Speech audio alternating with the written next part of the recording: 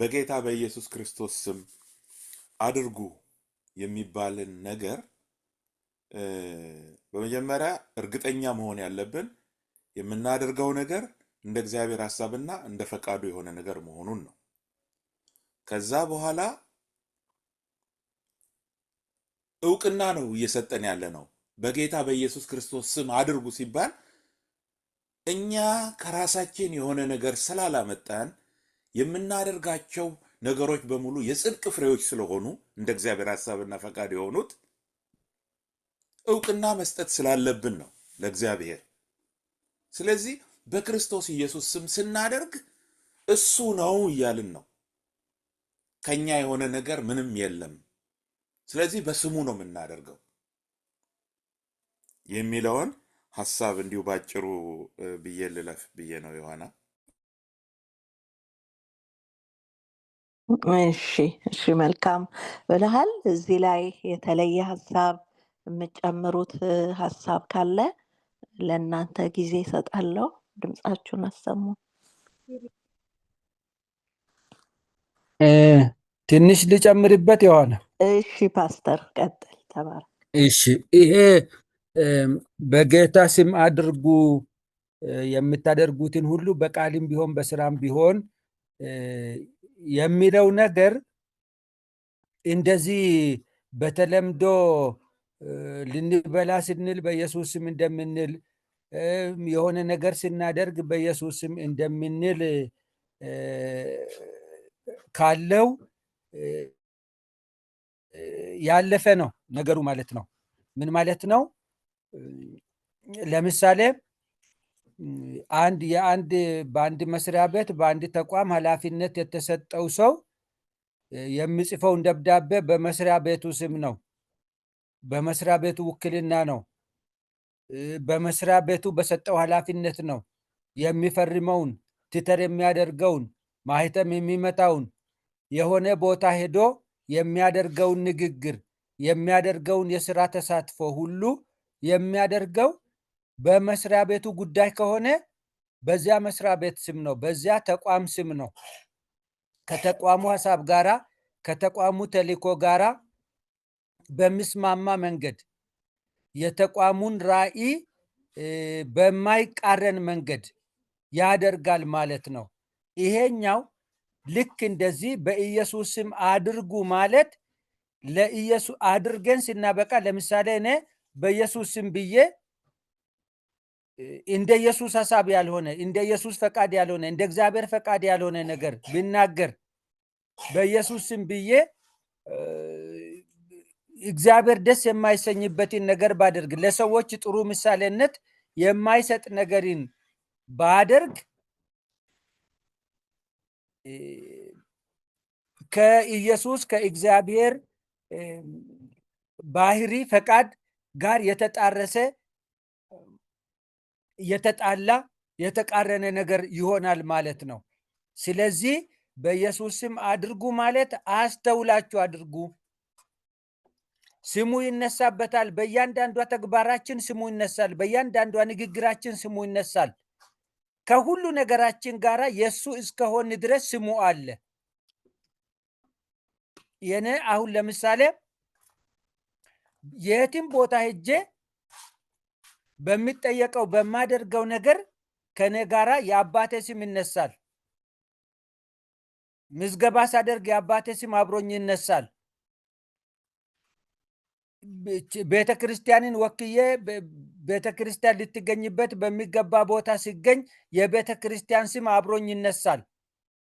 ተናግሬ የሆነ ነገር ሰርቼ የሆነ ነገር አድርጌ ሲመለስ የት ቤተ ክርስቲያን ነው ይባላል፣ አብሮ ይነሳል ማለት ነው። ልክ እንደዚህ በተግባራችን፣ በንግግራችን፣ በአኳኋናችን የጌታ ስም ይነሳል፣ አብሮ ይነሳል። ስለዚህ ለስሙ ክብር በሚሆን መንገድ አድርጉ። ስሙን በማያስነቅፍ መንገድ አድርጉ። ንግግራችሁን፣ ተግባራችሁን ስሙን በሚያስከብር መንገድ አድርጉ።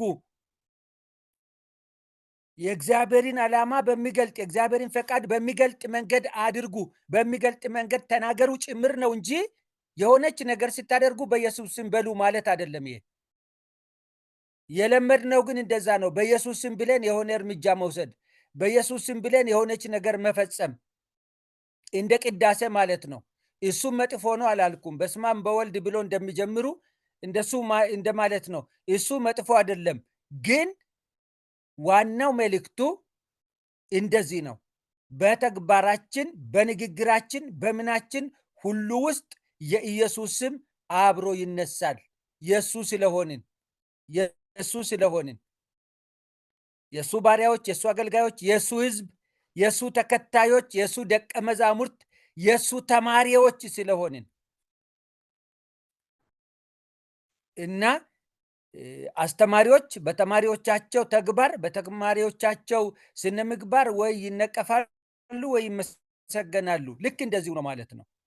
በዚህ መንገድ ያዙት ጭምር ነው መልእክቱ ለማለት ነው። እችን ለመጨመር ነው። ጌታ ይባርካችሁ።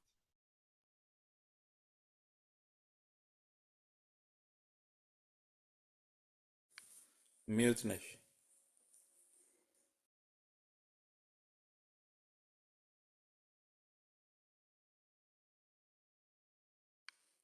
ዮሐና ሚዩት ነሽ።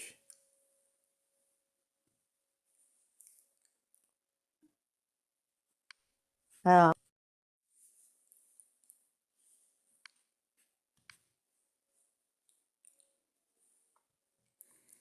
አንሚዩት አድርጊው።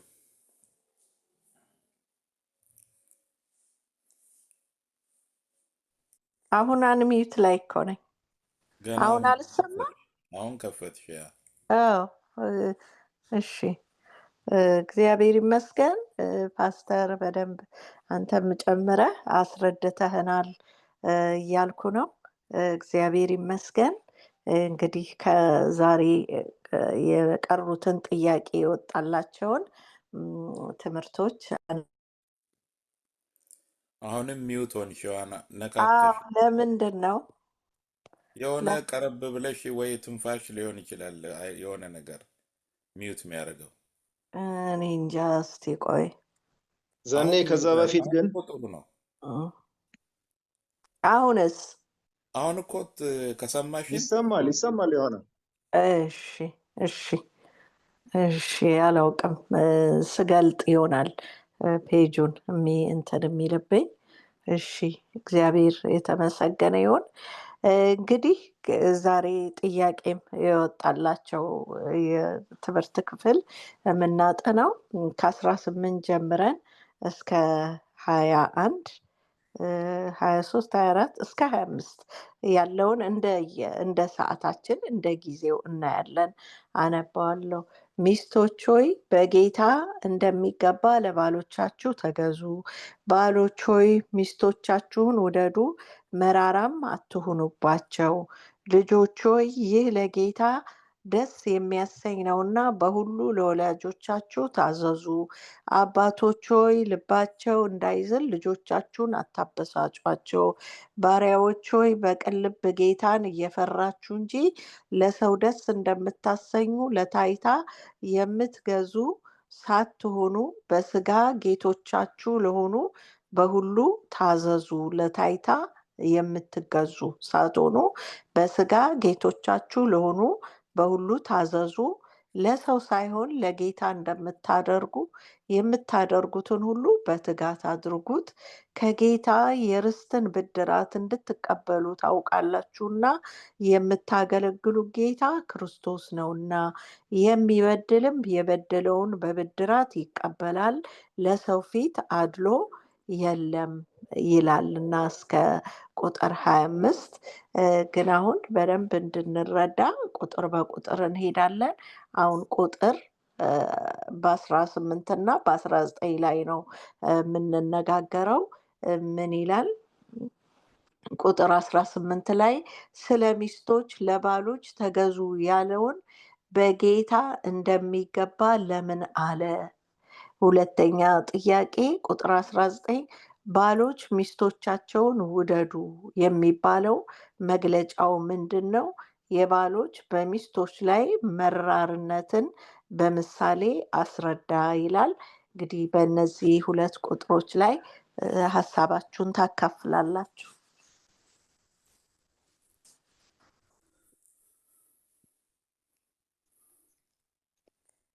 ዮሐና እኔ ትንሽ ልግባና ልበል። እሺ ዶክተር ግባ። ኦኬ እንግዲህ ከ18 እስከ 25 ያለው ያው አብዛኛው የቤተሰብ ጉዳይ ይመስለኛል ጳውሎስ እያስተማረ ያለው።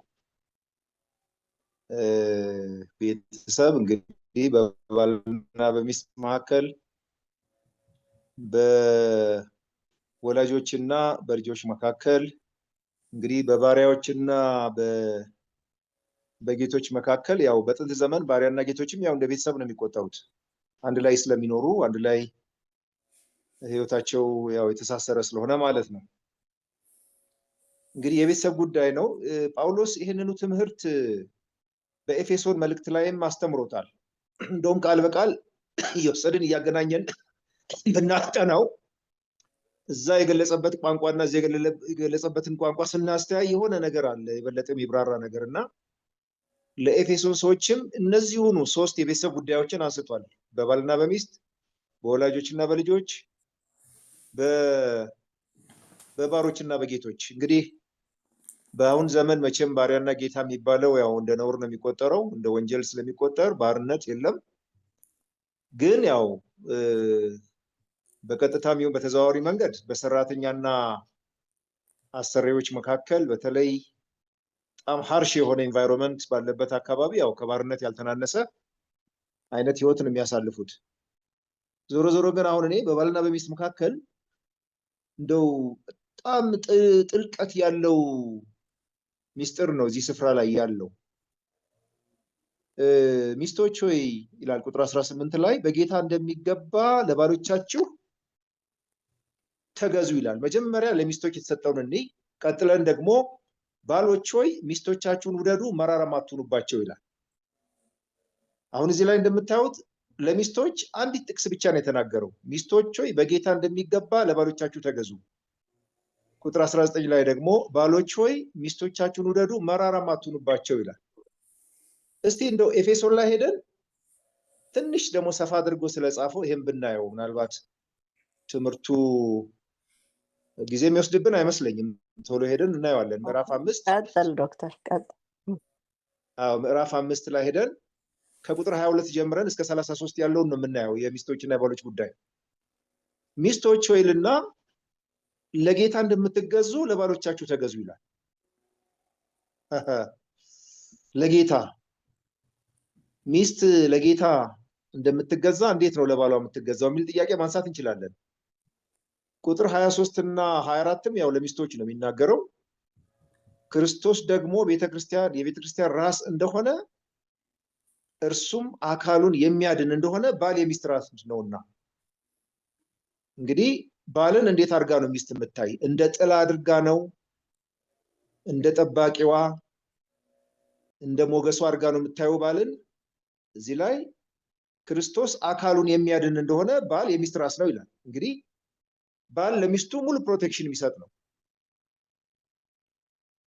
ቁጥር 24 ደግሞ ዳሩ ግን ይላል ቤተክርስቲያን ለክርስቶስ እንደምትገዛ እንዲሁ ሚስቶች ደግሞ ሁሉ ለባሎቻቸው ይገዙ ይላል። አሁንም ቤተክርስቲያን ለክርስቶስ እንደምትገዛ ይላል። እስቲ እንዴት አድርገን ነው የምንረዳው? ቤተክርስቲያን ለክርስቶስ በምን አይነት መንፈስ ነው የምትገዛው? እንዲሁም ሚስቶች ደግሞ ሁሉ ለባሎቻቸው ይገዙ ይላል። እኔ ይሄ ይገዙ የሚባለው ቋንቋ አሁን ባለንበት በተለይ ይሄ ፌሚኒስት የሆነ ሙቭመንት ባለበት ዓለም ውስጥ የጭቆና ቋንቋ ነው የሚመስለው። ሴቶች ተጨቆኑ፣ በቃ እንደ ባሪያ ሆናችሁ ተገዙ የሚል አይነት መልእክት ያለው ይመስላል። ይሄ አይደለም የመጽሐፍ ቅዱስ ትምህርት፣ ይሄ አይደለም። ግን አሁን በተበላሸው ዓለም ውስጥ ወንዶች በጣም ብዙ ክፋት እየሰሩ የሴቶችን መብት እጅግ አድርጎ በሚያጎሳቁል መልክ ክፋትን እየሰሩ እናስተዳድራለን፣ እንገዛለን፣ በቃ እንደፈለኩ እናደርጋለን በሚሉበት የክፋት አሰራር ውስጥ ይሄንን ጥቅስ ለማየት መሞከር ልክ ለወንዶች በቃ እንደፈለጋችሁ የፈለጋችሁትን አርጉ የሚል አይነት ስልጣን የሰጠ ይመስላል። እና ብዙዎች ልባቸው ይወድቃል በዚህ ትምህርት ላይ። በመጀመሪያ ቤተክርስቲያን ለክርስቶስ የተገዛችው በግድ ነው ወይ? ተገዳ ነው ወይ? ተቀጥቅጣ ነው ወይ? ጌታዋ አመፀኛና ክፉ ነው ወይ? ክፉ ጌታ ነው ወይ ያላት? መጀመሪያ ቤተክርስቲያን ክርስቶስን የምታመልከው በፍጹም ፍቅር ነው። እንደውም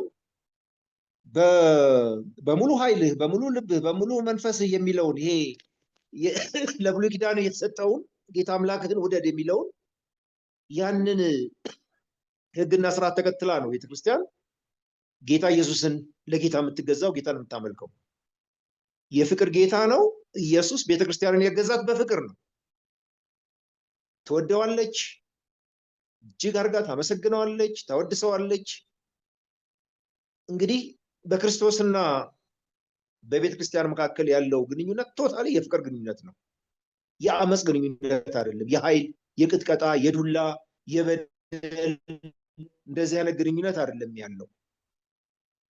ስለዚህ ቤተ ክርስቲያን ለክርስቶስ የምትገዛው በፍጹም ፍቅር ነው እንጂ በአመፅ ስለተጫናት አይደለም፣ ወይም ስላስገደዳት አይደለም። ይህን መረዳት ያስፈልጋል። ሁለተኛ የቤተ ክርስቲያን የክርስቶስን ዋጋና ክብሩን አውቃ ነው የምትገዛለት። ክብሩን አውቃ፣ መልካምነቱን አውቃ፣ በጎነቱን አውቃ፣ የሰራላትን እጅግ መልካም የሆነ ነገር አውቃ፣ ህይወቱን ሁሉ ለእሷ አሳልፎ መስጠቱን ይህንን ተረድታ ነው በፍቅር የምትገዛለት። እንግዲህ ሚስቶች በመጀመሪያ ለባሎቻቸው ምን አይነት ቫልዩ ነው ያላቸው ነው። ብዙ ጊዜ ሚስቱን አቢዩዝ የሚያደርግ በብዙ ነገር የሚበድላትን ሚስት ውደጂው፣ አፍቅሪው፣ ተገዥለት ለማለት ጥያቄው ትንሽ ግራ ነው የሚያጋባው። መጀመሪያ ባል ለሚስት መክፈል የሚገባውን ዋጋ ከፍሏል ወይ? ሊያስወድደው የሚችል በጣም እንድታከብረው እንድትገዛለት የሚያስችለውን ዋጋ ከፍሏል ወይ? ባሎች ይሄን ኃላፊነታቸው በወጣት ባለመቻላቸው ነው ብዙ ጊዜ ሚስቶቻቸው የማይመቹ ይሆኑባቸዋል። በቃ ሁል ጊዜ ሪያክሽናቸው ያው ሰላም ማይሰጥ ይሆናል እና እንደገና ነገሮች እየተባባሱ ይሄዳል። ቢቻል ሚስቶች በጥበብ ባሎቻቸውን ወደ መልካም ነገር ለማምጣት መታገል አለባቸው፣ መስራት አለባቸው። በዚህ መንገድ ሚስቶች ለባሎቻቸው በጥበብ ማለት ነው። ባሎችም ደግሞ እግዚአብሔርን የመፍራት የእግዚአብሔርን ፍቅርና ለእግዚአብሔር የመገዛትን ከእግዚአብሔር ዘንድ የተሰጣቸውን ኃላፊነት የሚገነዘቡ ከሆኑ ለሚስቶቻቸው እንዲያደርጉ የተሰጣቸው ኃላፊነት ደግሞ እጅግ በጣም ከባድ ነው። አሁንም ወጣ ብለን ስናነብ እንዴ አንድ ባል ሊያደርግ ይችላል ወይ ብለን የሚያስጠይቀን ጉዳይም አለ። እኔ እንግዲህ ለሴቶች የተሰጠው የፍቅር ኃላፊነት ነው። በፍቅር ተገዙ ነው። ማንም ተገዶ ለኢየሱስ የተገዛ የለም። እኔ አልፈልግም፣ እኔ ለኢየሱስ አልገዛም፣ ከዚህ በኋላ ጌታ አይደለም ቢል መብቱ ነው። ግን መጨረሻ ላይ የሚመጣውን ጥፋትና መፍረስ በህይወቱ ለመቀበል ቆርጦ ነው አንድ ሰው ለኢየሱስ አልገዛም፣ ለክርስቶስ አልገዛም ብሎ ሊወጣ የሚችለው። ስለዚህ ሚስቶችም ቢሆኑ በባሎቻቸው ጥላ ስር ፕሮቴክሽን ስር ሆነው ከእግዚአብሔር ዘንድ በተሰጣቸው ስልጣንና ሞገስ ወንዶች ሚስቶቻቸውን እያገለገሉ ሳሉ ሚስት በዚህ ላይ አምፃ ብትሄድ ዋጋው መጨረሻ ላይ እሷ ነው የምታገኘው። ዞሮ ዞሮ ግን አሁን እኛ ፖዘቲቭ የሆነውን ነገር ነው እዚህ ቦታ ላይ እያስተማረን ያለው። እኔ ስለ ባሎች የተሰጠውን ትምህርት ሳጠና በጣም ነው እንግዲህ ምናልባት ለባሎች የተሰጠው ኃላፊነት ከባድ እንደሆነ የምናየው። የኤፌሶ መልእክት ምዕራፍ 5 25 እና 26 ብናነብ ባሎች ሆይ ይላል፣ ክርስቶስ ደግሞ ቤተክርስቲያንን እንደወደዳት ሚስቶቻችሁን ውደዱ፣ በውሃ መታጠብና ከቃሉ ጋር አንጽቶ እንዲቀድሳት ስለ እርሷ ራሱን አሳልፎ ሰጠ። እድፈት ወይም የፊት መጨማደድ ወይም እንዲህ ያለ ነገር ሳይሆንባት ቅድስትና ያለ ነውር ትሆን ዘንድ ክብርት የሆነች ቤተክርስቲያንን ለራሱ ሊያቀርብ ፈለገ ይላል። እንግዲህ ክርስቶስ የሰራውን ስራ ሁሉ እዚህ ላይ ተንትኖ እንዲሁም ይላል ትልቅ ስራ አለ ሚስቶቻቸው ላይ። እንዲሁም ባሎች ደግሞ እንደገዛ ስጋቸው አድርገው የገዛ ሚስቶቻቸው ሊወዷቸው ይገባል። የገዛ ሚስቱን የሚወድ ራሱን ይወዳል ይላል። ይቀጥላል የባሎች ኃላፊነት። ማንም የገዛ ስጋውን የሚጠላ ከቶ የለምና፣ ነገር ግን የአካሉ ብልቶች ስለሆነን ክርስቶስ ደግሞ ለቤተ ክርስቲያን እንዳደረገላት ይመግባል፣ ይንከባከበዋል። ስለዚህም ሰው አባቱና እናቱን ይተዋል፣ ከሚስቱም ጋር ይተባበራል፣ ሁለቱም አንድ ስጋ ይሆናሉ። ይህ ምስጢር ታላቅ ነው። እኔ ግን ይህን ስለ ክርስቶስና ስለ ቤተ ክርስቲያን እላለሁ።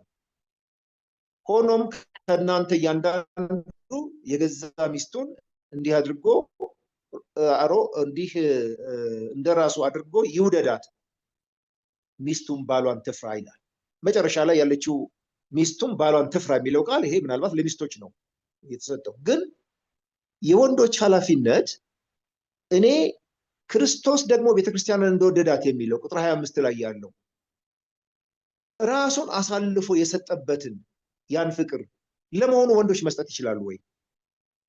እንደው ለራሳቸው ምቾች ብቻ አገልግኝ፣ ይሄን አርግልኝ፣ ይሄን አምጪልኝ፣ ይሄን ስሪልኝ ከማለት ያለፈ ለሚስት ምን ያህል ክብርና ዋጋ ነው እየሰጡ ያሉት?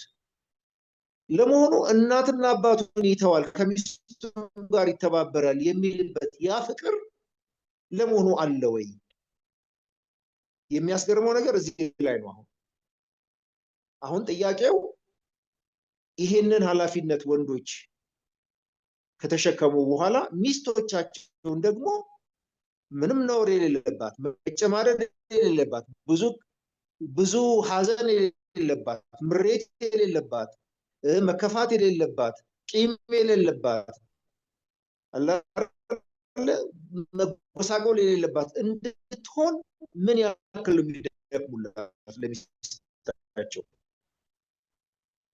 አንዳንድ ጊዜ ይሄን ኃላፊነታቸውን በመውጣት ጭምር ነው መጨረሻ ላይ ሚስቶቻቸው እንዲገዙላቸው፣ በፍቅር እንዲገዙላቸው ማድረግ የሚችሉት።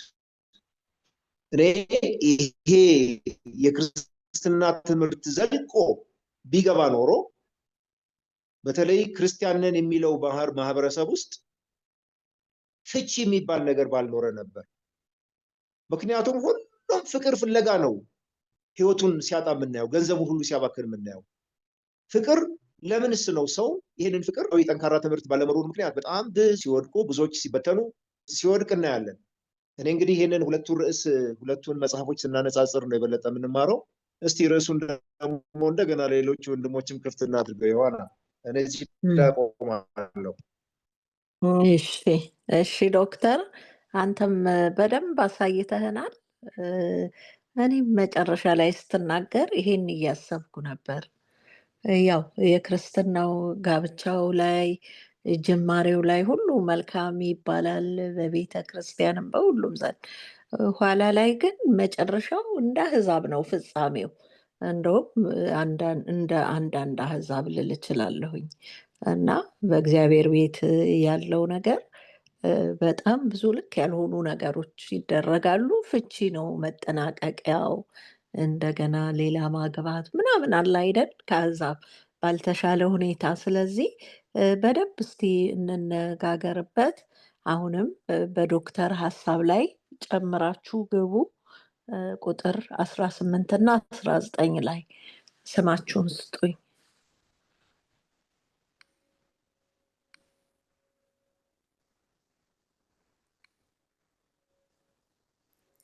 እሺ፣ ፖዝ እንዳይበዛ እሺ፣ ዘኑ ግባ።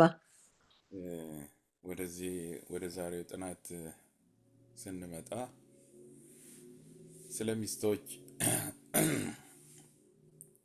ሚስቶች ለባሎች ተገዙ የሚለው በጌታ እንደሚገባ ነው የሚለውና ማለት ያው ጌታን ያስብን ባል እንደ እግዚአብሔር ሐሳብ የሆነን ነገር ይዞ ከመጣ እና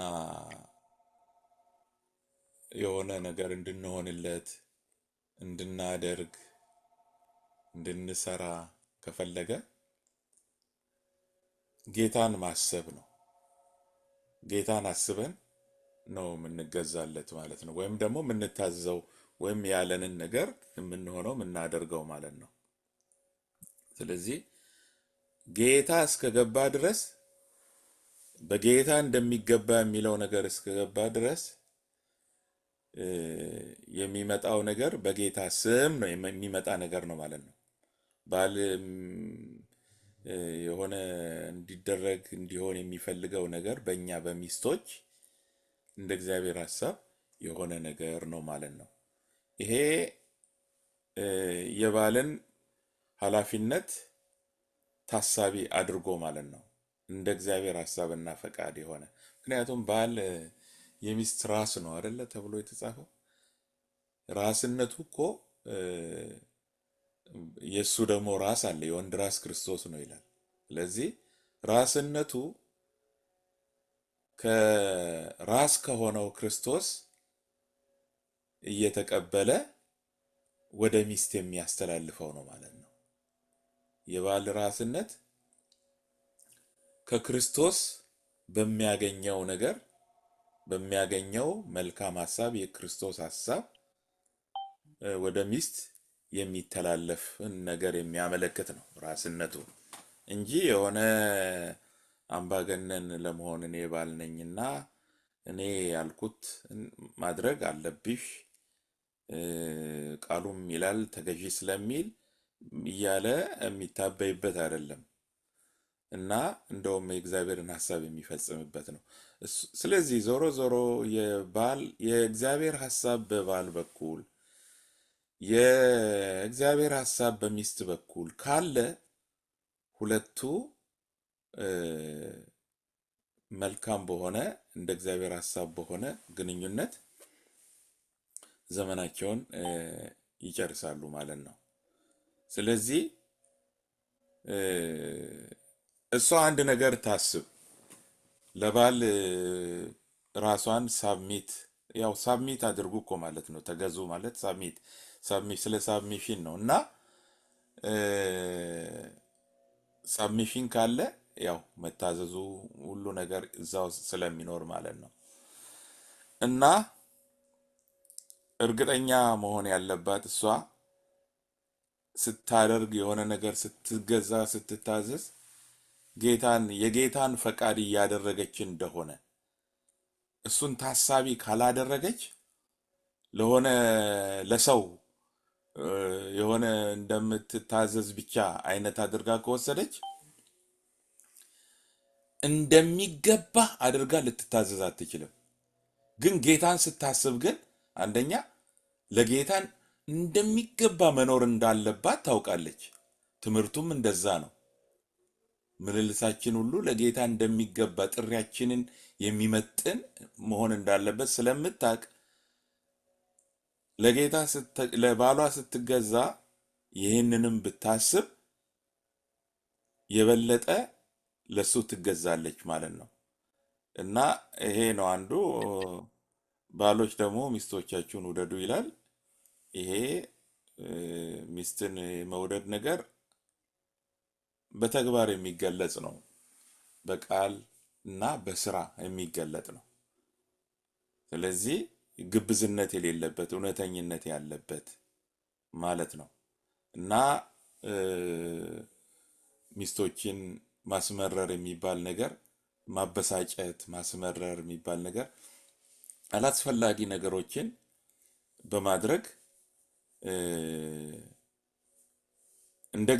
ዞሮ ዞሮ እንደ እግዚአብሔር ሐሳብ ያልሆነን ነገር በማድረግ ሚስት የእግዚአብሔርን ሐሳብ የምትፈልግ አይነት ከሆነች ባል እንደ እግዚአብሔር ሐሳብ ያልሆነን ነገር ደጋግሞ የሚያደርግ ከሆነ ሚስት ስለሆነች ባሏ የማይሆን ነገር ሲያደርግ ስታይ ደስተኛ አትሆንም። ስለዚህ ይህንን ነገር የሚደጋግም ከሆነ ማይመለስ ከሆነ ትመረራለች ማለት ነው። ስለዚህ ያስመርራታል ማለት ነው። ይሄ መሆን የለበትም የሚል ነው። ሌላው እኔም እንደው ለምን ወጣ ያልክ አትበሉኝ እንጂ አንዳንዴ ባል ሁሉ ይታዘዛል፣ ባል ሁሉ እውነትም ክርስቶስን የሱ ራስ አድርጓል ማለት አይደለም እና እንዲህ አይነት ችግሮች ስላሉ ለዛ በዚህ አሁን በቻቱ ላይ ባደረግኩት ማለት ነው። እንዲሁም እናንተ ሚስቶች ሆይ ከባሎቻችሁ አንዳንዱ ለትምህርት የማይታዘዙ ቢኖሩ ያው የማይገዙ ማለት ነው፣ ክርስቶስን ራሳቸው የማያደርጉ ራስ ሄድ የማያደርጉ ከሆነ ሚስት ምን ታደርግ?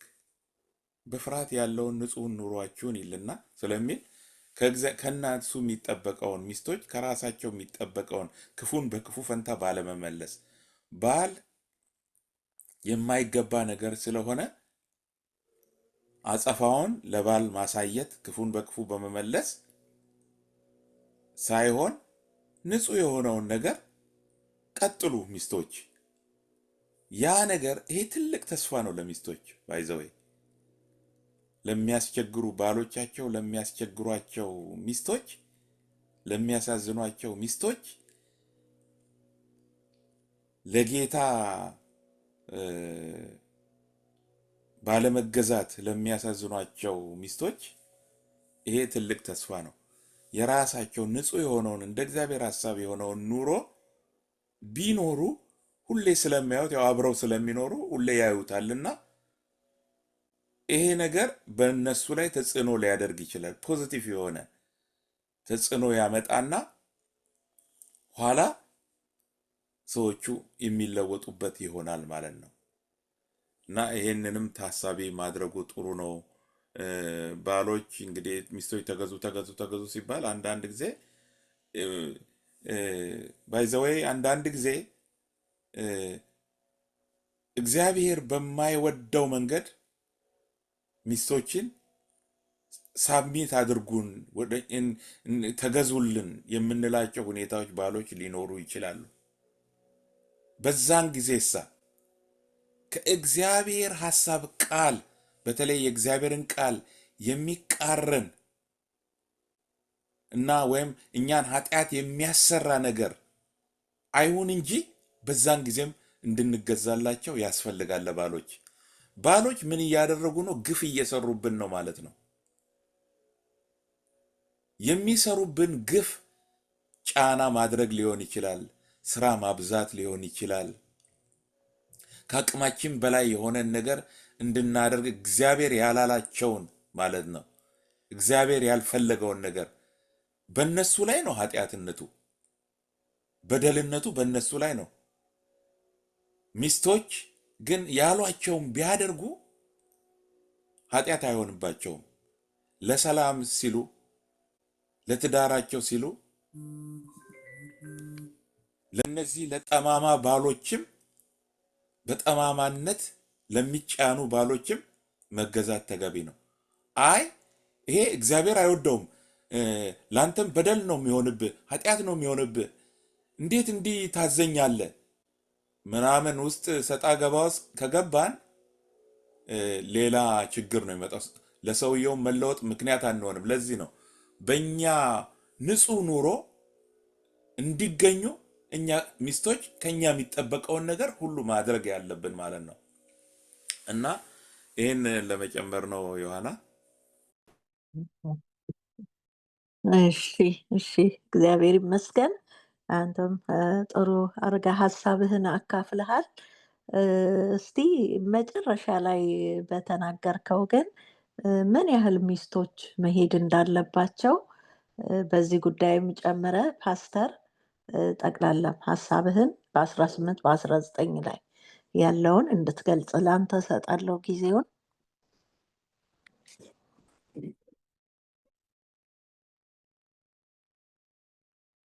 እሺ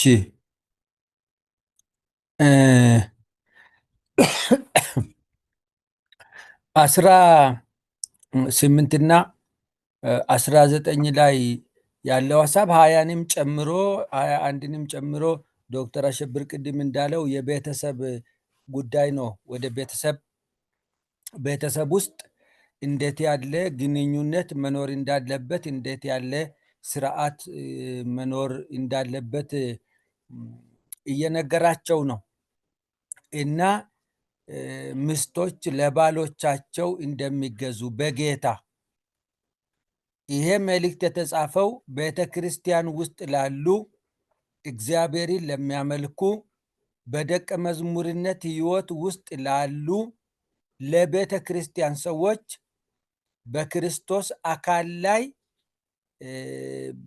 ላሉ ደቀ መዛሙርት ነው። በያውቃሉ ነው የተጻፈው። ምን ማለት ነው? ክርስትና ይሄ የደቀ መዝሙርነት ህይወት እንዴት ያለ ስነ ምግባር፣ እንዴት ያለ ባህሪ፣ እንዴት ያለ ዲሲፕሊን እንዳለው የሚያውቁና የሚኖሩ ናቸው እነዚህ ሰዎች። እንደዚህ ላሉ ሰዎች ነው የሚጽፈው። ትክክለኛ ነገር ምንድን ነው? መጽሐፍ ቅዱሳዊ የሆነ ነገር እንደ እግዚአብሔር ቃል እንደ እግዚአብሔር ሐሳብ የሆነ ነገር ምንድን ነው? እንደ እግዚአብሔር ሐሳብ ያልሆነ ነገር ደግሞ ምንድን ነው ለሚሉ መጥፎንና መልካምን ክፉንና ደግን ለይተው ለሚያውቁ ሰዎች ነው እየተጻፈ ያለው። ይሄ መልእክት የሚጻፈው እንደነ ቆሮንቶስ ላሉ ስርዓት አልበኝነት ለነገሰባቸው ቦታዎች ቢሆን ይሄ ቅርጽ ላይኖረው ይችላል። በዚህ መሰረት ላይጻፍ ይችላል። አለ አይደለም። ከዚህ የበለጠ የተብራራ ቁጣ ያለበት፣ ግሳጼ ያለበት፣ ከበድ ያለ ነገር ያለበት ሊሆን ይችላል። ቅርጹ፣ መልኩ ይሄን ላይሆን ይችላል ማለት ነው።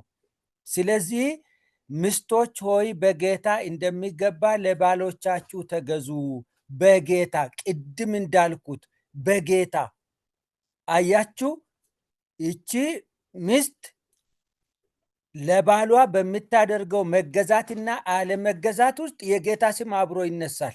ጌታ አለበት በዚህ ጉዳይ ውስጥ ጌታ አለበት። ብትገዛ፣ እንደሚገባ ብትታዘዝ፣ ባሏን ብታከብር፣ የባሏን ልብ ብታሳርፍ፣ እንደ እግዚአብሔር ሐሳብ በሆነ ነገር ሁሉ ባሏን ብትቀበለው፣ ብታከብረው፣ ብትታዘዘው እስኪታይ ድረስ ለሌሎች ምሳሌ እስኪሆን ድረስ ሰዎች እስኪያውቁ ድረስ ብትታዘዘው የጌታ ስም አብሮ ይነሳል። ቤተ ክርስቲያን ትመሰገናለች። የእግዚአብሔር ቃል ይመሰገናል። የክርስትና ሕይወት ይወደዳል፣ ይመሰገናል ማለት ነው። ተገዙ ይላል። ባሎች ደግሞ እንዲወዱና መራራ እንዳይሆኑባቸው ነው የተነገረው። ባሎች ሚስቶቻችሁን ውደዱ። መውደድ የሚባለው ነገር ብዙ ኮምፖነንት ያለው ነው፣ በተግባር ስለሚገለጥ ማለት ነው። የተግባር ጉዳይ ስለሆነ እኔ ሚስቴን የምወዳት ከሆነ እራራላታለሁ። ድካሟ፣ መጠውለጓ ያሳዝነኛል። በጣም እራራላታለሁ፣ ይጠነቀቅላታለሁ። ያለኝን ነገር አለ አይደለም ብትወስደው ባደርግላት፣ ባይኖረኝ እንኳን ኖሮኝ እንደዚህ ባደርግላት፣ ኖሮኝ እንደዚህ እንዲህ ያለ ነገር ቢሰጣት፣ በዚህ ደረጃ እንደዚህ አድርጌ ብንከባከባት ብዬ እላለሁ። የሚወድ ከሆነ ማለት ነው። እና ውደዱ ሲል እንደዚህ ነው፣ የተግባር ነው ማለት ነው፣ የድርጊት ነው ማለት ነው። ራሩላቸው፣ ተጠንቀቁላቸው፣ አስቡላቸው፣ ተንከባከቧቸው። የምንወደውን ነገር ስለምንንከባከበው፣ የምንወደው ነገር በምናስቀምጠው ቦታ፣ የምንወደውን ነገር በአያያዛችን፣ የምንወደውን ነገር በጥንቃቄያችን እንደሚታወቅ ልክ እንደዚህ አድርጉ ነው። መራራ አትሁኑባቸው የሚለው ነገር በደንብ ሊሰመርበት የሚገባ በደንብ ሊታይ የሚገባ ነው። ብዙ ሰዎች የተጠነቀቁ፣ ቤታቸውን ያስተዳደሩ፣ ቤታቸውን የመሩ፣ ለቤታቸው ጥሩ ባል፣ ጥሩ አባት፣ ጥሩ እንትን የሆኑ መስሏቸው ሚስትንም ልጆችንም መራራ የሚሆኑባቸው የሚያስመርሩ አሉ። እኔ በሌለሁበት ባለቤቴና ልጆቼ የሚፍታቱ ከሆነ እኔ ዞር ሲልላቸው ደስ የሚላቸው ከሆነ በቃ ሄደልን እኮ የሚሉ ከሆነ መራራ ሆኜባቸዋለሁ ማለት ነው። ከብጃቸዋለሁ፣ ተጭኛቸዋለሁ ማለት ነው። በቃ በእኔ ከቤት መራቅ፣ በእኔ ወጥቶ የሆነ ቦታ መቆየት፣ በእኔ ቤት ውስጥ አለመኖር፣ በእኔ ውጭ አምሽቶ መምጣት ቤተሰቦቼ የሚደሰቱ ከሆነ ምነው ቆየብን ማለት ሲገባቸው እንኳን ቆየ እንኳን ቶሎ አልመጣ የሚሉ ከሆነ እኔ ጋር ችግር አለ ማለት ነው። አስመርር ያለው ማለት ነው። የኔ ጥንቃቄ ከልክ ያለፈ ነው ማለት ነው። አስጨንቋል ማለት ነው። የኔ ጥንቃቄ ቤተሰብን አስጨንቋል፣ አውቋል ማለት ነው። እስኪፈሩኝ ድረስ ሊናገር ስል የሚፈሩ ከሆነ የሆነ ነገር ላደርግ ሲል የሚፈሩ ከሆነ የሆነ ሀሳብ ላመጣ ሲል የሚፈሩ ከሆነ ችግር አለ። በዚህ ነው የሚገለጠው በቤተሰብ ላይ መራራ መሆን። ቤተሰቤ፣ ልጆቼ፣ ባለቤቴ ከተሳሳቱ የሆነ ነገር ከተበላሸባቸው የተበላሸው ነገር የሁላችን ነው። ራሴን ውጭ አስቀርቼ እንደዚህ ምናምን ብዬ ነገሮችን ሁልጊዜ በቁጣ ሁልጊዜ በእንትን ሁልጊዜ ሀርሽ በሆነ ነገር ለማስተካከል የሚሞክር ከሆነ መራራ እየሆንኩ ነው። የምናደርገውን የማረም የማቅናት የማስተካከል እርምጃ ሁሉ ፍቅር በሞላበት ርህራሄ በሞላበት እየወደድን ቤታችንን የምንመራው እየወደድን አካል ሆነን እናንተ ብለን ሳይሆን እኛ ብለን የቤቱ አባል ስለሆንኩ ባልም ቢሆን እንደ መጽሐፍ ቅዱስ እንደሚል የቤቱ ራስም ቢሆን ራስ እኮ ለብቻው ተቀምጦ አይደለም፣ የአካሉ አንድ ክፍል ነው። ራስ ማለት ለብቻ የተቀመጠ ከእግር ጋር ከእጅ ጋር ከትከሻ ጋር ከአንገት ጋር ያልተገናኘ የሆነ ቦታ ቁጭ ብሎ የሚያዟዙር አይደለም፣ አካል ነው። ልክ እንደዚህ አካል ሆኜ የኛ ብዬ እኛ ብዬ ነገሮችን በሚይዝ ጊዜ ልጆቼ ጋር ባለቤቴ ጋር ለእኔ ያለ አመለካከት ጥሩ ይሆናል ማለት ነው። አልፈራም ማለት ነው። ቤተሰቤን አላስጨንቅም፣ ቤተሰቤ ላይ ጭንቀት አልሆንም ማለት ነው። እና በትንሹም በትልቁም ጉዳት በትልቁም ስህተት በትንሹም ስህተት ባሎች በቃ የሚጨቃጨቁ ከሆነ የሚቆጡ ከሆነ አለ አይደለም እንትን የሚሉ ከሆነ መራራ እየሆኑ ነው ማለት ነው። እንደዚህ አታድርጉ። በፍቅር አድርጉ፣ በርህራሄ አድርጉ፣ በትህትና አድርጉ። በቃ ድምፅ አጎርንኖ አወፍሮ አንቺ ማለት የጥሩ ባልነት ምልክት አይደለም። ለሰዎች ይመስላቸዋል። የጥሩ ባልነት ምልክት አይደለም። እንደዚህ አድርጎ እንዳያስጨንቁ እያንዳንዷ ተግባራቸው፣ እያንዳንዷ ሀሳባቸው፣ እያንዳንዷ ነገራቸው ከሚስቶቻቸው ጋር የሚያደርጉት የባሎቹ በፍቅር በመውደድ መሆን እንዳለበት በመውደድ እያደረግኩ መሆኔን ስታውቅ ደግሞ እንደማትመረርብኝ ነገሮችን በአሉታዊ መንገድ እንደማትተረጉም እየታወቀ ይሄዳል ማለት ነው። እና ይሄው ነው። ብዙ የተናገርኩት አዲስ ነገር የለም። ወንድሞቼ ያሉትን ለማጽናት ነው። ጌታ ይባርካችሁ። አይ ጥሩ ብለሃል ፓስተር፣ ተባረክ። ጥሩ ሀሳብ እያነሳችሁ ነው ሁላችሁም። አሜን። እግዚአብሔር ይመስገን። ዋናው በየትኛውም በባልና ሚስትም በየትኛውም ግንኙነት ሰዎች ወደ ሶሉሽን መፍትሄ ወደሆነ ሀሳብ ቢሄዱ ሁሉ ነገር መልካም ይሆን ነበር እና ከመቆጣት መራራ ከመሆን ይሄን ነገር በምን ይቃለል፣ ይሄ ነገር በምን ይስተካከል በሚል በንግግር የሚያምን ህብረተሰብ ውስጥ ሰላም ይሆናል እና ጥሩ ሀሳብ ብለሃል። እግዚአብሔር ይመስገን። እንግዲህ አሁን ደግሞ በዚህ ብዙ ተነጋግረናል። የምትጨምሩት ካለ የኋላኛውን ስትናገሩ አብራችሁ ማንሳት ትችላላችሁ። አሁን ደግሞ ስለ ልጆች ያለውን እናያለን። አነበዋለሁ።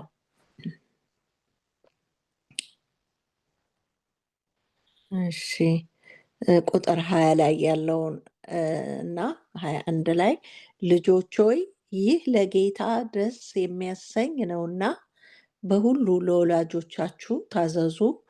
አባቶች ሆይ ልባቸው እንዳይዝል ልጆቻችሁን አታበሳጯቸው ይላል 20ና 21። በዚህ ላይ እንግዲህ የምንነጋገርበት ልጆች በሁሉ ለወላጆቻችሁ ታዘዙ ሲል በሁሉ የሚለው ምንን ታሳቢ አድርጎ ነው? አራተኛ ጥያቄ ቁጥር 21 አባት ልጁን ሲያበሳጭ በምሳሌ አስረዳ። በአባቱ የተበሳጨ ልጅ የልቡ መዛል እንዴት ይታወቃል የሚል ነውና እነዚህን ጥያቄዎች ደግሞ ትመልሳላችሁ ማለት ነው። ዶክተር ለአንተ እሰጣለሁ ጊዜውን። አዲስ የገባ ሰው እስቲ አድሜም ገብቷል። ሶሃና አድሜም ነው። እሺ ሀሳብ ካለው እድሉን ለሱን ውስጥ መጀመሪያ እኔ እሺ እንዳልወስድ። እሺ መልካም። እሺ ወንድም አድማሱ በዚህ ሀሳብ ላይ ያለህን ትምህርት እንሰማለን።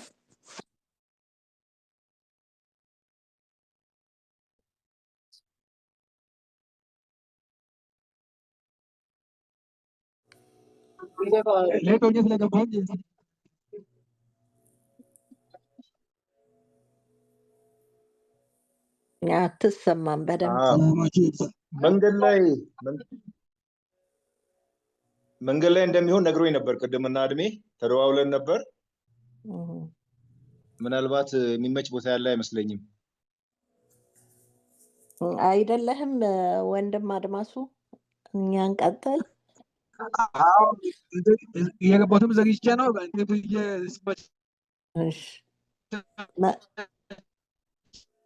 ልክ ነው፣ ኔትወርክ እየሰራ አይደለም። እሺ እሺ በቃ ዶክተር ላንተ እሰጣለሁ ጊዜው። እሺ ዮሐና፣ መቼም የልጆችና የወላጆችን ግንኙነት ስናስብ ያው ልጆች የወላጆች ውጤቶች ናቸው፣ የአስተዳደግ ውጤቶች ናቸው።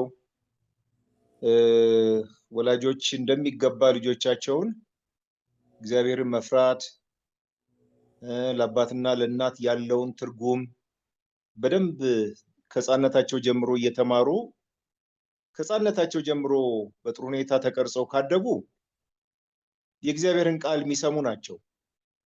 አሁን እዚህ ላይ ጳውሎስ ቀጥታ ለልጆች ነው የሚናገረው። ምክሩ ለልጆች ነው። ከእግዚአብሔር ቃል የመጣው ምክር ለልጆች ነው፣ ለሚሰሙ ለሚያነቡ ልጆች ነው። ወላጆች መጀመሪያ ጥሩ አይነት ትዳር፣ ጥሩ አይነት ፍቅር፣ እግዚአብሔርንም የመፍራት ምሳሌ ሆነው ለልጆቻቸው በጥሩ ሁኔታ ልጆቻቸውን ካሳደጉ አይሆፕ ልጆችም ለወላጆቻቸው ጥሩ ታዛዥ፣ በሁሉ ነገር ወላጆቻቸው የሚሏቸው እንግዲህ መቼም ሁሉ ነገር ሲባል ያው ወላጆች መልካም ናቸው ብለን በማሰብ ነው። ክፉ የሆነ ወላጅ ልጅህን አርግ ያለውን ሁሉ ልጅ አይ እኔ አባዬ ይሄን አላረግም ብሎ ቢቃወም ወይም እናቱን ይሄን አላረግም ብሎ ቢቃወም ያው እኔ ተገቢ ነው ብዬ ነው የማስበው፣ ክፉ ነገር ከሆነ ወላጆች በልጆቻቸው ላይ የሚጭኑባቸው። ነገር ግን በአጠቃላይ ወላጆች ለልጆቻቸው ሁል ጊዜ በጎ ነገር የሚያስቡ እግዚአብሔርን የሚፈሩ ወላጆች ሁል ጊዜ መልካም ነገርን ስለሆነ ለልጆቻቸው የሚሰጡት ትእዛዝ በዚህ ነው እንግዲህ ልጆች መታዘዝ አለባቸው የሚለውን ቃል የሚነግረን። ይህንኑ ቃል አሁንም እኔ ኤፌሶን ምዕራፍ 6 ላይ ከቁጥር 1 ጀምሮ እስከ 4 ድረስ ያለው ደግሞ ይናገራል። ልጆች ሆይ ለወላጆቻችሁ በጌታ ታዘዙ ይላል፣ ይህ የሚገባ ነውና። ይሄ በጌታ የሚለው ቃል እዚህ ጋር ሲያስገባው ለክርስቲያን ልጆች እንደሆነ ነው፣ ለክርስቲያን ቤተሰብ እንደሆነ ነው የምንረዳው። ምክንያቱም ጌታን የማያውቅ ጌታን የማያመልክ ወላጅም ሆነ ልጅ በጌታ አድርጉ ተብሎ የሚመከር አይመስለኝም። ስለዚህ በጌታ ታዘዙ ሲባል እነዚህ ልጆች ጌታን የሚያውቁ ከሆነ ጌታ ከእናንተ የሚፈልገው ይህ ነው ብሎ ነው የሚናገረው። 2 እና 3 ላይ ኤፌሶን ምዕራፍ 6 2 እና 3 ነው ማነበው። መልካም እንዲሆንልህ እድሜ በምድር ላይ እንዲረዝም አባትና እናትን አክብር፣ እርሷም ተስፋ ያላት የተስፋ ቃል ያላት ፊተኛቱ ትእዛዝ ናት ይላል። በ10ቱ ትእዛዛት ውስጥም ይሄን እናያለን። አባትና እናትን አክብር የሚለው የጸና ሕግ ነው። እንደውም እናትና አባቱን የሰደበ እናትና አባቱን የመታ ፈጽሞ ይገደል የሚል ሁሉ በጣም ጥብቅ የሆነ የአይሁድ ሕግ እንዳለ እናውቃለን። ክርስቲያን ልጆች በፍቅር ነው አሁንም ለአባትና ለእናታቸው የሚታዘዙት። ማፍራትና ማክበር አለባቸው። ምክንያቱም እግዚአብሔር በአባትና በእናታቸው ውስጥ ያስቀመጠው ትልቅ ክብር ስላለ እግዚአብሔርን በመፍራት ጭምር ነው ለወላጆቻቸው መታዘዝ ያለባቸው። ልጆች ደግሞ አባቶች ደግሞ ልጆቻቸውን እኔ ነኝ የማበላህ፣ እኔ ነኝ የማጠጣህ፣ እኔ ነኝ የወለድኩህ፣ እኔ የምልህን እያንዳንዷን ነገር አድርግ፣ ና ተንቀጥቀጥ፣ እኔ የምልህን ነገር አድርግ። እንደው ከሰብአዊነት የወጣ አይነት በጣም በቃ ከሚገባው በላይ ከፍተኛ ጫና የመፍጠር አይነት ነገር ካለ ምናልባት ልጆች ውስጣቸው የመቆጣት የማዘን ነገር ሊኖር ይችላል። ይሄንኑ ነው እንግዲህ በቀጥታ የሚናገረው። ልጆቻችሁን በጌታ ምክርና ተግሳጽ ይላል። አሁንም በጌታ የምትለው ነገር እቺ ክርስቲያናዊ የሆነ ህይወት የሚያሳየን ነገር እንዳለ ነው። በጌታ ምክርና ተግሳጽ አሳድጓቸው እንጂ አታስቆጧቸው ይላል። በዚህ አጋጣሚ እንግዲህ ልጆች ሊቆጡ ይችላሉ ማለት ነው። ስሜታቸው ሊጎዳ ይችላል ማለት ነው። በተለይ በአባትና በእናት አካሄድ ማለት ነው። ፊልጵስዩስ ላይም ተመሳሳይ ነገር ነው የሚነግረን። እንግዲህ ፊልጵስዩስ መጨረሻ ላይ ምንድን ነው የሚለው? ወይ ፊልጵስዩስ ላለው ቆላሲስ ማለት ነው፣ ይቅርታ፣ ቆላሲስ 3 ላይ ነው እያነበብን ያለ ነው። አባቶች ሆይ ልባቸው እንዳይዝል ይላል። ልጆቻችሁን አታበሳጯቸው። አሃ ልጆችን የሚያበሳጭ ልጆችን የሚያስቆጣ አይነት ከአባትና ከእናት ዘንድ የሚፈጠር ነገር ይኖር ይሆን? ይህን ማወቅ መቻል አለብን። የልጆቻችን ስሜት መረዳት አለብን። አንዳንድ ጊዜ በተለይ ይሄ በክርስትና እምነት በሚገባ ያልተቀረጸ ባህሪ ኢቭን በእናትና በአባት ዘንድ ልጆች ላይ ስድብ፣ ጫና፣ ቁጣ፣ በቃ በስድብና በቁጣ ልክ ነገሮችን የምናስተካክል። እንግዲህ ቁጣ ስንል ይሄ መረን የለቀቀ የወጣ ማለት ነው። በጣም ከፍተኛ የሆነ መራራ የሆነ ስድብ ያለበት። አሁን በብዙ ወላጆች ዘንድ እንግዲህ ይሄ አንደበት የሚባለው ነገር በጣም ከፍተኛ ስለሆነ በልጆች ላይ የሚናገሩት እርግማን፣ ክፉ ነገር፣ ኢቭን በልጆቻቸው ድካም ላይ ሞራል የሚሰብር ነገር መናገር በጣም ከባድ ነው። በጣም ከባድ ነገሮች አሉ በወላጆችና በልጆች መካከል የሚደረግ። አንዳንዴ ልጆች የወላጆችን ተግሳጽ ዓላማውን እንኳን ካለማሰብ የተነሳ ትንሽ ረዚስት ሊያደርጉ ይችላሉ እና በፍቅር ቢገለጽላቸው የተሻለ ይሆናል ነው። ስለዚህ አሁን እየተካረረ እንዳይሄድ ነው በልጆችና በወላጆች መካከል። እንደው ምሳሌ አስረዱ ሲል በጥያቄው ላይ የተቀመጠው አንድ ትዝ አለኝ። እኔና ዘኔ ያው በልጅነታችን ያደግንበት አካባቢ አንድ የምናውቀው ቤተሰብ አለ። ያ ቤተሰብ አባት በጣም ትልቅ ስልጣን ያላቸው የፖሊስ መኮንን ናቸው።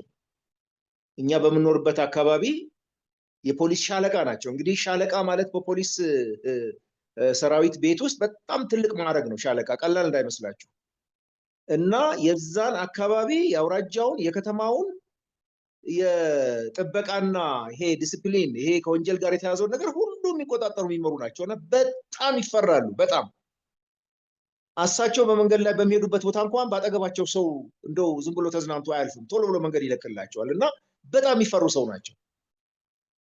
ታዲያ ያው ብዙ ወጣቶች እኛ ባደግንበት ከተማ ውስጥ አብዛኛው ያው ከስነ ምግባር የለቀቁ ብዙ ነገሮች ስላሉ እሳቸው በወጣቶች ላይ የሚወስዱት እርምጃ በቃ በፖሊስ ጣቢያ እያስገቡ ይገርፋሉ፣ ይቀጠቅጣሉ። አንድ ወላጅ ሄዶ ትንሽ በቃ ልጅ አስቸገረኝ ካሉ ወዲያውኑ ነው በፖሊስ ታድኖ ያ ልጅ እያዝና ይሄዳል።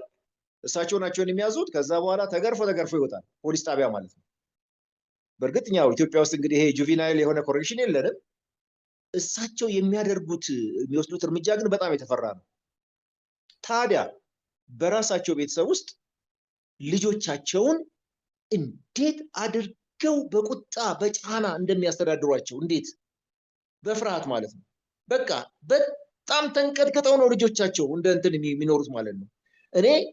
እኔ እንደው የአባትነት ፍቅር ያዩም አይመስለኝም። ታዲያ ሁሉም ልጆቻቸውን ያው እኛም ጎረቤቶች ስለሆን በደንብ እናውቃለን፣ ጓደኞቻችን ናቸው። በጣም የሚማሩ ናቸው ልጆቻቸው። በጣም የሚያስገርመው ነገር እንደዛ ለዲስፕሊን የሚሰሩ አባት ሆነው ሳሉ ልጆቻቸው ግን አንዳቸውም በጥሩ ዲስፕሊን የተመሰገኑ አይደሉም። ውስጣቸው በጣም የተጎዳ ነው ልጆቻቸው። በጣም የተማረሩ ናቸው። በጣም እንግዲህ ይሄ ምንድን ነው የአባታቸው የባህሪ እንትን ማለት ነው፣ ጥንካሬ ማለት ነው። እንግዲህ እኔ ክፋት ብዬም ለመጥራት ይከብደኛል፣ እንደው ክፉ ናቸው ለማለት ግን ለልጆቻቸው የሚገባውን አይነት የፍቅርና ይሄ መንፈሳዊ መመሪያ ነገር የሚሰጡ አባት አልነበሩም። በሌላ በኩል ደግሞ ያው በጌታ ያሉ ሰው አይደሉም። ሰውየው ያው የክርስቶስን ሚስጥር ስለማያውቁ የጌታን ፍቅር ስለማያውቁ ያው ዝም ብሎ እንደዚሁ በተለምዶ ሃይማኖት የሚመላለሱ ሰው ናቸው። ከዛ በተረፈ ግን በዛ እሳቸው በሚያውቁት ይሄ ወንጀለኛም በሚያንቀጠቅጡበት ባህሪያቸው ልጆቻቸውን ለማሳደግ የሄዱበት መንገድ ይመስለኛል። ልጆቻቸው በሙሉ ተጎድተው ነው ያደጉት። በጣም የቅርብ ጓደኞቻችን ናቸው ልጆቻቸውና ሁላቸውም በቃ በሞራል ደረጃ በጣም የተጎዱ ናቸው። ኢቭን ወንዶችም ሴቶችም ሳይቀሩ ማለት ነው። እኔ እንግዲህ እንደ ምሳሌ እንደው ፕራክቲካሊ ያየሁትን ሰው ነው ይሄን የምናገረው። ዞሮ ዞሮ ልጆችን በፍቅር ማሳደግ ያስፈልጋል። ፍቅር ሲባል ደግሞ በተቃራኒው ደግሞ መረን መልቀቅ ደግሞ አለ። አንዳንድ ጊዜ በጣም አቅብጦ በቃ ልጆችን ከስነ ስርዓት ውጭ አድርጎ ማሳደግ፣ እንደው በቃ በፍቅር የፈለጉትን ልጆች እንደፈለጋቸው ሲሆኑ ሀይ ብሎ አለመገሰጽ፣ ይሄ ደግሞ ሚዛናዊነት ያስፈልጋል። ከሚገባው በላይም ጥብቅ መሆንም ልጆችን ወደ አልሆነ አቅጣጫ ይመራል። በዛው ልክ ደግሞ ልክ መሆንም ልጆችን ወደ አልተፈለገ የባህሪ ብልሽት ሊያመጣ ይችላል። እንግዲህ እግዚአብሔር ደግሞ ለወላጆች ያው ጥበብን ይስጥ። እንደው ይሄንን ስል መቼም የወላጆችና የልጆች ጉዳይ በጣም ጥብቅ ነው። ኢትዮጵያና አሜሪካ ውስጥ ያለው ባህሪ አንድ አይደለም። የእናንተ ሀገር ዲሞክራሲ ለየት ያለ ነው። እኛ ሀገር መቼም ያው ልጆቻችንን ለመግረፍም ለመቅጣትም ትንሽ ባህሉ ምኑም ነፃነት ይሰጠናል። ልጅ ካልተገረፈ መረን ይወጣል ተብሎ ስለሚታሰብ ማለት ነው። ይሄን ያክል ካልኩ ይበቃል። ሌሎች ወንድሞች ደግሞ ተጨማሪ ሀሳብ ይስጡበት። እዚች ላይ አቆማለሁ። ዮሐኒ። እሺ ዶክተር፣ ልክ ነው። በጣም ከባድ ነው። እንደ ኢትዮጵያ ያለው ነገር ሲታሰብ በጣም ከባድ ነው። በደንብ የተያዙት ልጆች ከወላጆቻቸው አፈንግጠው መጥፎ ስራ ውስጥ ሲገቡ እናያለን። ደግሞ በደንብ ተያዙ እንኳን የሚባሉት ማለት ነው የክርስቲያን ልጆች ተብለው ብዙ ነገር ውስጥ ገብተው ይገኛሉ። ያው ይሄ የወጣቶቹን ማነው ዮናታን በሚያዘጋጀው ላይ እንኳን እናያለን። እንደገና በጣም እየቀጡ ደግሞ አሳደጉ በሚባሉትም ላይ እንዲህ በቃ በልጆች ላይ ዲስከሬጅ የመሆን ነገር ብዙ ነገር በቃ ይታያልና በአጠቃላይ ልክ አይደለም። በእውነት ያው ወደ እግዚአብሔር ቃል ተመልሶ ቤተሰብን ልጆችን ማስተዳደር ይገባል ማለት ነው። አሁንም በዚህ ሀሳብ ላይ እንድጨምሩ አሁን ወንጌላዊ እያጠናን ያለ ነው። አሁን በቁጥር 20 እና 21 ላይ ባለው ሀሳብ ላይ ነው። ወጥተህ ስለነበር ነው ይሄን ምነግረው። አነበውና ምን ይላል? ቁጥር ልጆች በሁሉ ለወላጆቻችሁ ታዘዙ ሲል በሁሉ የሚለው ምንን ታሳቢ አድርጎ ነው? አራተኛ ጥያቄ ቁጥር 21 አባት ልጁን ሲያበሳጭ በምሳሌ አስረዳ። በአባቱ የተበሳጨ ልጅ የልቡ መዛል እንዴት ይታወቃል? በሚለው ሀሳብ ላይ አሁን ዶክተር ያለውንም ሰምታል። ተጨማሪም የራስህንም ሀሳብ መናገር ትችላለህ። ለአንተ ሰጣለሁ ጊዜውን ከቻልክ።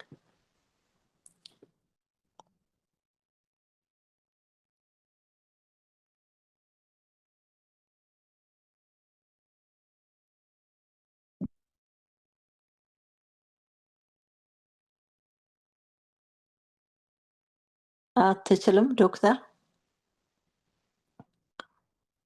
እሺ እንግዲያው ዘኑዬ ለአንተ ሰጣለሁ ጊዜውን በዚህ ጥያቄ ላይ።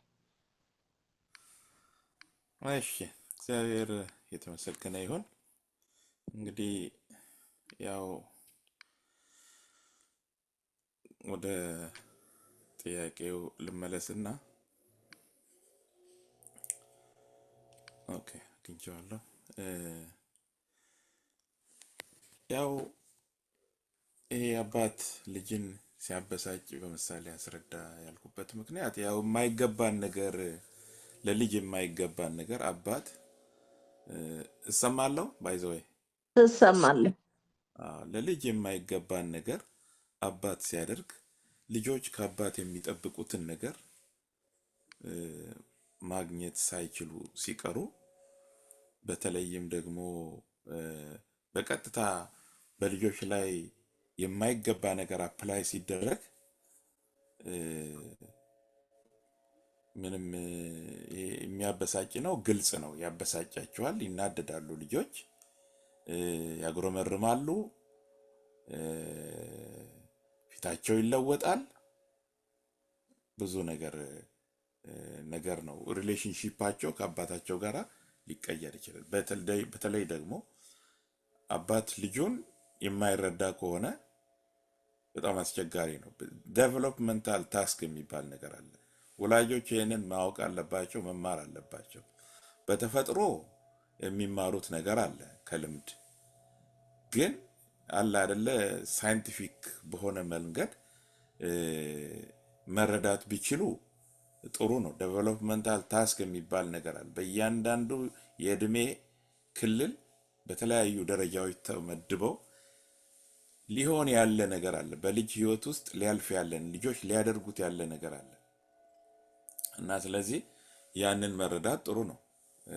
ወጣቶች፣ ሴቶች ልጆች፣ ወንዶች ልጆች ከፍ ከፍ እያሉ ሲሄዱ እድሜያቸው ከ12 እስከ 18 ባለው ጊዜ ውስጥ አንዳንድ የሚታዩ ነገሮች አሉ። ጓደኞች ይኖሯቸዋል። አብረው መጫወት ይፈልጋሉ፣ አብረው መሄድ ይፈልጋሉ። ትምህርት ቤት ሲጫወቱ ነው የሚታዩት። እንዲህ አይነት ነገሮች አሉ። ሮንግ ዌይ ልጆች እንዳይሄዱ የምናስተምራቸውን ነገሮች የምንመክረውን መምከር ነው እንጂ ከዛ ውጪ ልክ እነሱ የሆነ ነገር እንዳደረጉ መጥፎ ነገር እንዳደረጉ ምንም መረጃ ሳይኖረን የሆነ ነገር ስንጠረጥራቸው ይሄ በጣም አደገኛ ነገር ነው ለልጆች እና ስለዚህ ይሄ ነው። ስለዚህ ልጆችን ምን ያደርጋል? ያበሳጫቸዋል ማለት ነው። ሲበሳጩ ደግሞ ለልሄ ብዬ የሚባል ነገር ደግሞ አለ፣ ወደዛ ውስጥ እንዳይገቡ። ይሄ እንግዲህ አንዱ ዝለት ነው። በቃ ሌላ አቅጣጫ ሲይዙ በሚስትሪትመንት ምክንያት ልጆች ወደ ሌላ አቅጣጫ ሲገቡ ተስፋ ሲቆርጡ በአባታቸው ይሄ ራሱን የቻለ ዝለት ነው ማለት ነው እና ሌላው በአሰሪና ሰራተኛ መካከል ያለው የስራ ግንኙነት ደግሞ የሰመረ እንዲሆን የሚጠቅመን ነገር ምንድን ነው? እንደ ታሳቢ የተደረገው ሁለቱም አሰሪውም ሰራተኛውም ክርስቲያን ተደርጎ ስለሆነ እዚህ ቦታ በአሰሪውም የጌታን ሐሳብ ማስተናገድ አለበት፣ ሰራተኛውም የጌታን ሐሳብ ማስተናገድ አለ። በጌታ ነው ሲያዝም በጌታ ይዘዝ። የሚታዘዘውም ሊታዘዝ የሚገባውም ሲታዘዝ በጌታ ይታዘዝ። በዚህ ግንኙነትን አሳምረን እግዚአብሔርም ደስ ሊሰኝብን ይችላል ማለት ነው። ይህንን ነው ታሳቢ ማድረግ ያለብን እና ሰራተኞች ስራቸውን በትጋት ሲያደርጉና ሳያደርጉ የሚያሳይ ምሳሌ ላልኩት ያው መለገም የሚባል ነገር አለ አይደለ? መለገም የሚባል ነገር አለ። ሊሰሩ የሚገባቸውን ነገር አለመስራት፣ አሟልቶ አለመስራት ይታወቃል። ያው እና ግልጽ ነው እና ስለዚህ ስራ መበደል፣ ስራ ይበደላል። ይሄ ራሱ ከትጋት ውጪ ስንሆን የሚያሳይ ነው ማለት ነው። በትጋት ስናደርግ የሚገባውን ነገር በቃ እንደውም የሆነ አፕሪሺዬሽን ለማግኘት ሳይሆን ሰውን ደስ ለማሰኘት ወይም አለቃውን ደስ ለማሰኘት ይሄ ሽር ጉድ የምንለው ነገር ሳይሆን ጌታን እያሰብ እኛ የጌታንን አለቀ በዋጋ የተገዛንን የጌታንን እናደርገው ሁሉ ለጌታ ክብር ለእግዚአብሔር ክብር ነው አድርጎ የተባለው። ስለዚህ እግዚአብሔር እንዳዘዘን አድርገን ነው የምንገዛው የምናደርገው። ከዛ ውጪ ይሄ ሰዎቹን ለማስደሰት እንደዚህ ከሌሎች ይልቅ እንደው ጥሩ እንድንባል አይነት ነገር አካሄድ ይሄ ስጋዊነት ነው፣ አይሆንም። እና ሌላው ይሄ የሰራተኞች ጌታ እንደሚወደው ለአለቆቻቸው ቢታዘዙ የሚቀበሉት የርስት ብድራት ምንድን ነው? ይሄ ብድራቱ ሴት ነው። ብድራቱ እንግዲህ እዚህ በምድርም የኑሯቸው መቃናት ሊሆን ይችላል። ሰላሙ ራሱሳ ከጌታ ጋር ሆነው እንደሚገባ በመመላለሳቸው እግዚአብሔርን ነዋ ደስ ያሰኙት። እግዚአብሔርን ለአለቆቻቸው እኮ በመገዛታቸው በጌታ ሲገዙ ለጌታ ነው እየተገዙ ያሉት። ስለዚህ ለጌታ በመገዛት ውስጥ ያለውን ነገር በሙሉ ያገኛሉ ማለት ነው። ለጌታ ተገዝቶ ለጌታ ታዞ ከጌታ ዘንድ ምን የሚጎል ነገር አለ? እግዚአብሔርን ደስ እስከተሰኘባቸው ድረስ ማለት ነው። እና ይሄ በዚህ በምድርም ይሁን እንደገና ደግሞ በሰማይ የሕይወትን መዝገብ የምንሰበስብበት ነው የሚሆነው እንደ እግዚአብሔር ሐሳብ ስንመላለስ ማለት ነው። ሌላው በሰራተኛና አሰሪ መካከል ሰራተኛ በደለ የሚባለው ምኑን ነው? በሰራተኛና አሰሪ መካከል ሰራተኛ በደለ የሚባለው ምኑን ነው? ያው እግዚአብሔርንም ይበድላል፣ ሰውንም ይበድላል፣ ስራም ይበድላል። እነዚህ ነገሮች የበደሉን ብድራትስ የሚቀበለው የት ነው? በምድርም። ምክንያቱም በስጋ የሚዘራ ከስጋ መበስበስን ያጭዳል። ሰው የዘራውን ያንኑ ነው የሚያጭደውና እሱንም እዚሁ ይቀበለዋል ማለት ነው። እና ሰላሙ ይነካል። ምክንያቱም ሰው ከእግዚአብሔር ጋር ሳይስማማ በሰላም ይኖራል አይባልም። ተስማማ ሰላምም ይኑር ነው። ከእግዚአብሔር ጋር በመስማማን ነው። ስለዚህ ከእግዚአብሔር ጋር የማያስማማን ነገር እያደረግን በሰላም እንኖራለን፣ ደስተኛ እንሆናለን በጌታ ምናምን የሚባለው ነገር የለም። እና ስለዚህ ብድራትን እንቀበላለን ማለት ነው። እና መልካም ነገር ነው ብድራት። ጥሩ ከሆንን ከጌታ ጋር መልካም ነገር እንቀበላለን በብድራት። ካልሆንም ደግሞ የዘራነውን እናጭዳለን ማለት ነው። ሌላው እግዚአብሔር ለሰው ፊት አያደላም የሚለው ያው እኔ ልዩ ስለሆንኩኝ እንዲህም ባደርግ ምንም አልሆንም አይነት ነገር የሚባል ነገር የለም። ጽድቅ ነው የሚገዛው እንጂ እኔ ልጅ ነኝ፣ ልጅ ስለሆንኩኝ ምንም አልሆንም፣ በእኔ ላይ ምንም አያደርግብኝም፣ አባቴ ይወደኛል። አባቴ እኮ እሱ ምንም ጥያቄ የለውም ይወደናል። ግን ደግሞ ይገስጻል፣ ይቀጣል፣ ይመክራል፣ ይገርፋልም። ይህንንም ታሳቢ ማድረግ ጥሩ ነው እንጂ አባቴ ስለሚወደኝ እንደውም ፍቅሩ እኮ የአባት ፍቅር እኮ መረን ከለቀቀ እኮ ምኑን ወደደ አባት? መረን የሚለቅ አባት እኮ ልጁን ይወዳል ማለት አይቻልም። ልጁ እንዲጠፋ ወደ ጥፋት ሲሰማራ ዝም የሚል ገርፎ ቀጥቶ የሚመልስ ግን መክሮ የሚመልስ የሚያስተምር እሱ ነው ትክክለኛ የአባትነት ባህሪ የሚታይበት ማለት ነው። እና እግዚአብሔር የተመሰገነ ይሁን። እንግዲህ ዮሐና ይሄንን ብያለውኝ። አይ ቲንክ ጨርሰናል መሰለኝ፣ ሰዓቱም አልቋል። ያው እንግዲህ በአጭር ቃል ስጠቀልለው ሁሉ ነገር እግዚአብሔርን ስናውቅ በእግዚአብሔር ሀሳብ ስንገዛ ነገሮችን በየቆምንበት ስፍራ ሁሉ መልካም እናደርጋለን። ለእግዚአብሔር ቃል ሰው ሲገዛ ሚስቶች ሆይ በጌታ እንደሚገባ ለባሎቻችሁ ተገዙ። ለባል የምትገዛ ሚስት ከእግዚአብሔር ጋር ያላትም ሪሌሽንሽፕ ይወስናል። ባሎች ሆይ ሚስቶቻችሁን ውደዱ፣ መራራም አትሁኑባቸው። ይህንን የእግዚአብሔርን ቃል የሚያከብር ሰው ሚስቱ ላይም መራራም አይሆን የሚጠላም አይሆንም። እና በአጠቃላይ የሰው ልጅ ነገሮች ሁሉ እግዚአብሔርን በመፍራት ላይ በእግዚአብሔር ቃል እውቀት ላይ ከመንፈስ ቅዱስ ጋር ባለው ህብረት በመንፈስ የመመላለስ ኑሮ ሲኖር ሁሉን ነገር እንደ ቃሉ ስለሚያደርግ ሁሉ ነገር መልካም ይሆናል ብዬ አስባለሁ።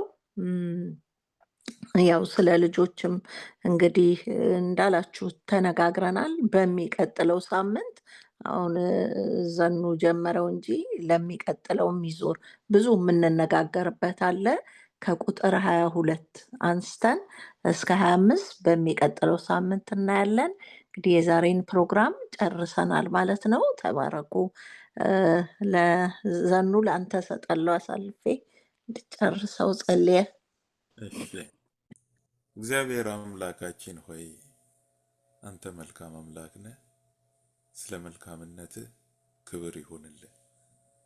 ስለ ቃልህ ክብር ይሁንልህ። ስለ ምክርህ፣ ስለ ትምህርትህ፣ ስለ ተግሳጽህ እግዚአብሔር አምላካችን ሆይ በአባትነት ፍቅር፣ በመልካም እረኝነትህ እግዚአብሔር አምላካችን ሆይ ከኛ ጋር ስላለ ስለምታስተምረን፣ ስለምትንከባከበን እናመሰግናለን፣ እናከብረሃለን። እርዳን፣ ጸጋን አብዛልን። አንተ ለእኛ እንዲህ የሆንክ እግዚአብሔር ሆይ አንተን ከመበደል ጠብቀን፣ አንተን ከማሳዘን ጠብቀን። እግዚአብሔር አምላካችን ሆይ መንፈስህን ከሚያሳዝን ነገር ሁሉ ጠብቀን። ስለ ሁሉ ተመስገን። ስላገለገለችው እህቴ እግዚአብሔር ሆይ ቃልን ስላካፍሉ ወንድሞቼ፣ ቁጭ ብለው ደግሞ ቃልን ስለተማሩት ሁሉ እጅግ አድርጌ አመሰግንሃለሁ። ስለሰጠህን እድል ተመስገን። በጌታ በኢየሱስ ክርስቶስ ስም አሜን፣ አሜን፣ አሜን። ጨርሰናል ወገኖች። አሜን አሜን። መልካም ምሽት፣ መልካም ቀን ይሁንላችሁ። ደህና ዋሉ። ተባረኩ።